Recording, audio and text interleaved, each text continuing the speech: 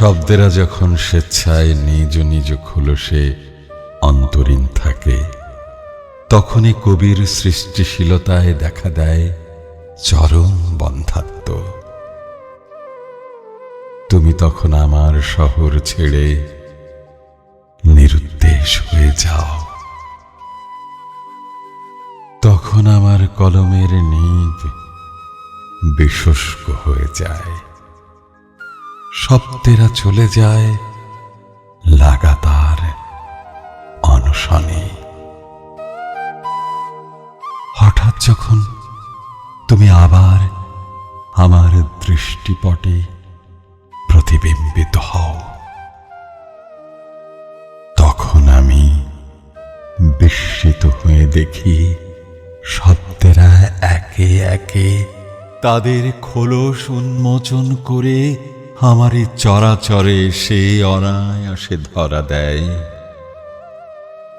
আর আমি তখন নির্মাণ করে যাই একের পর এক ভালোবাসার সব পংক্তিমালা।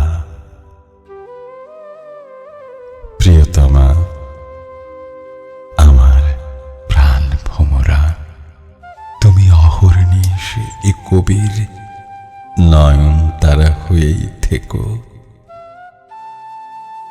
তুমি আমার দৃষ্টি ছেড়ে কোথাও হারিয়ে যেও না। ওই দেখো, তোমার আগমনী বার্তা পেয়ে এই নিঝুম রাতে তোমার আঙিনা অগণিত জোনাকিরা মিটি মিটি আলোয় ভরিয়ে দিচ্ছে চারপাশ। আর পুবালি বাতাস রজনীগন্ধা হাসনা হেনার সুবাস আমার মন প্রাণ উন্মাতাল করে তুলেছে। মন চায় সব লোকলজ্জা ভয় উপেক্ষা করে তোমায় ডেকে যাই।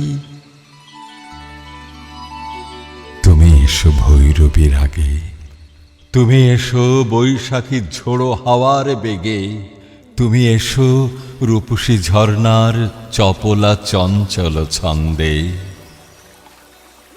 তুমি এসো ভরা যৌবনে নবযৌবনা নদীর রূপে, তুমি এসো ফাল্গুনের আগুন মেখে, তুমি এসো ভূমিহীন কৃষকের আকর্ষিত উর্বর জমি হয়ে, তুমি এসো আমার শব্দগুলোকে জন্ম দিতে, তুমি এসো এ কবির প্রেমের পংক্তি হয়ে।